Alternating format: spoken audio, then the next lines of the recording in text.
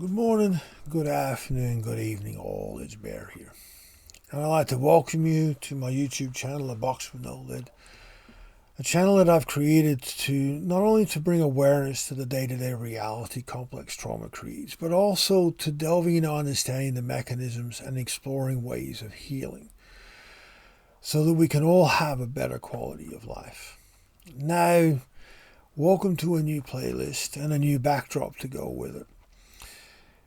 In this new playlist, I want to start to get into ways of understanding the obstacles that we face. I've said in previous videos about building a new ecology of creating ways of healing and of exploring all these different aspects of yourself. But now I want to get into the nitty gritty of actually doing it. And as always, the way to explore or way to understand how I've laid out this channel is through playlists. Yes, every video is numbered sequentially, but each playlist is sort of where the videos are grouped of the subject and a way of viewing things. So in this new playlist, as I said, I want to start to get into these obstacles that we face. The how do we do these things? And one of the first obstacles, which to me is one of the greatest obstacles we all have when we've gone through significant levels of trauma, is the ability to connect and to communicate how we feel to another, knowing that they've actually understood what it is we're saying.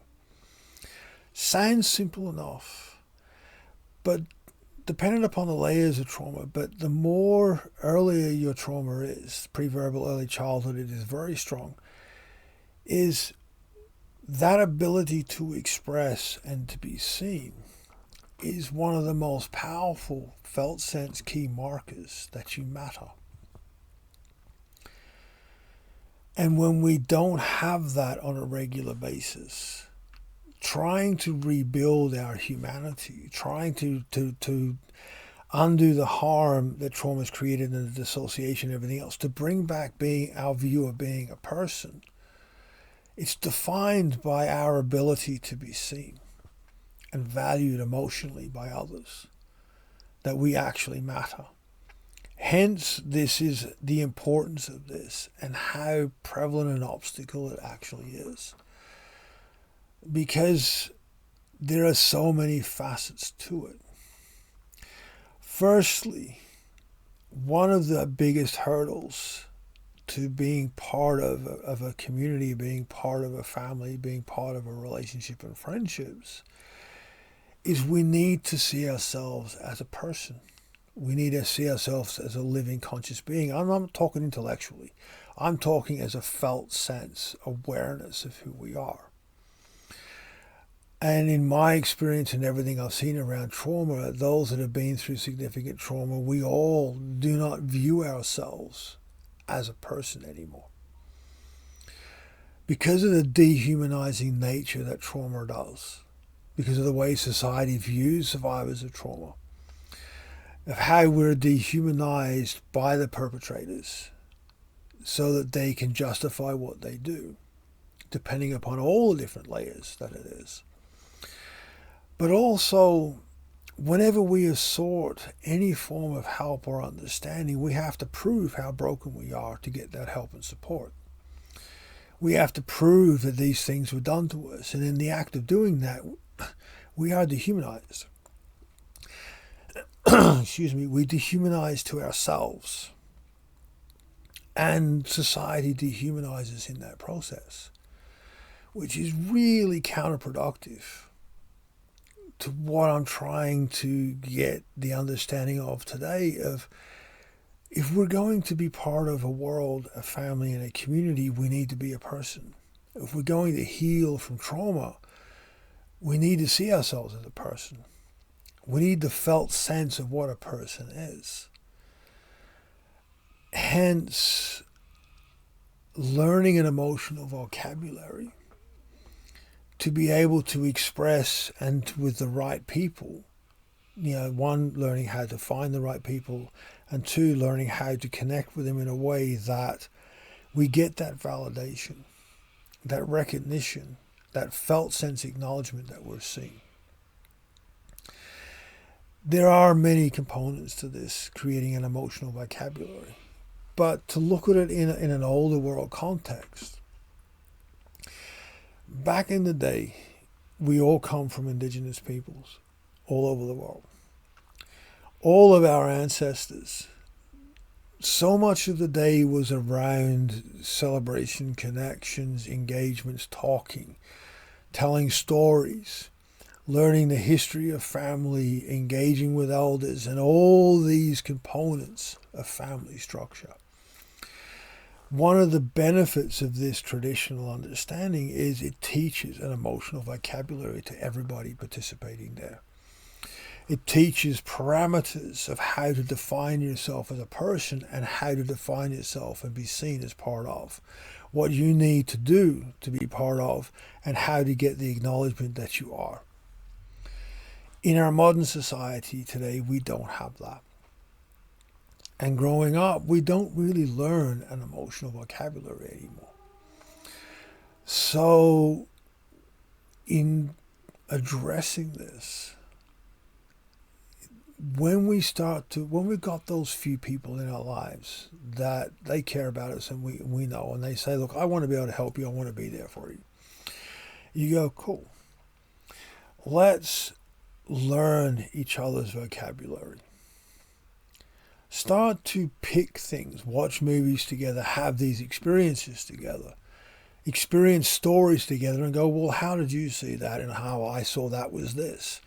Develop that vocabulary. Exactly how we would have back in the day. Listening to elders tell their stories and we get up and tell ours and all these different things. Everybody learns everybody's perspectives. That is building an emotional vocabulary. And with those people, when you understand, when you have that emotional understanding of the vocabulary between the two of you, then you have points of understanding of that felt sense of when they acknowledge and see you, and when you acknowledge and see them, and you can give that to each other. And this is not a romantic thing. This is a human connection and bonding thing. And it's one of the most powerful and most necessary components of our humanity. And it's something we have lost. And it is a real obstacle to healing trauma because it's one of the most defining components we require to build an ecology where our nervous system can go, I am safe, I can release, I am part of. So, in understanding this, we're sharing experiences with people, in understanding their perspective and their understanding yours through regular and continuous communication. Not seeing their responses as a threat and them not seeing your responses as a threat. And creating this titrating to and fro, these interactional to and fro, teaches our nervous system to have that felt sense of being seen. This is one of the first big steps of being seen. Coming from a trauma base, we need to be very careful in how we choose this. So the first step is most of our day-to-day interactions are only required to be on a functional level. But there are moments when you can take these experiences that little bit further. There are opportunities in our day-to-day lives where we can ask a person's opinion and listen to it. And they may ask ours. And it's learning ways to emotionally engage with those opinions to build that felt sense awareness of our humanity. Because, as I said, being seen is one of the most critical components of healing. Because it's how we can define being safe. And we need to teach our nervous system and we need to teach our neurology to be able to perceive that. And that felt sense comes from that acknowledgement. So as always, take the time and value your humanity. Take the time to explore building this vocabulary, this emotional vocabulary through your interactions. Consciously be mindful of how you are learning ways of connecting through this emotional vocabulary, through these interactions of understanding another person's perspective so that you can explain in yours. And when you have those moments of being seen, take them into your soul. Because the more of those we have, the closer we are to belonging. As always, I love your feedback, your questions. Please be mindful, be safe, and I'll see you next time. Hope.